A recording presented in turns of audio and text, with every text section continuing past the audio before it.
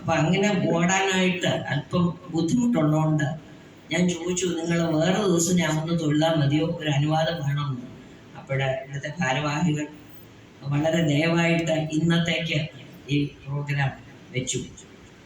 അതിന് നിങ്ങളോട് പ്രത്യേകം എൻ്റെ നന്ദി അറിയിക്കുന്നു. എന്നുവെച്ചാൽ എനിക്ക് വരാതെ പോകാൻ ഒരു വിഷമമുണ്ടായിരുന്നു. പ്രത്യേകിച്ചും ഞാൻ വിവാഹം കഴിച്ചിരിക്കുന്നത് അരിപ്പാട്ട് കൊട്ടാരത്തിൽ നിന്നാണ്. അവിടെ സുബ്രഹ്മണ്യ സ്വാമിയാണ്. ഞങ്ങളുടെ കൊച്ചുമക്കളാണ് അവര് മറിയപ്പള്ളി കൊട്ടാരത്തിൽ നിന്നാണ്, അവിടെയും സുബ്രഹ്മണ്യ സ്വാമിയാണ്. അപ്പം ആ വേലായുധ സ്വാമിയെ തൊഴുത് പോവുക എന്ന് വെച്ചാൽ അതൊരു വലിയ അനുഗ്രഹമാണ്. പിന്നെ ഞാനിങ്ങനെ കണ്ടിട്ടില്ല 2 ശ്രീകോവില് ഒരേ പ്രതിഷ്ഠ, ഒന്നിൽ ശിവൻ ഒന്നിൽ വിഷ്ണു, ഇങ്ങനെയൊക്കെ ഞാൻ കണ്ടിട്ടുണ്ട്.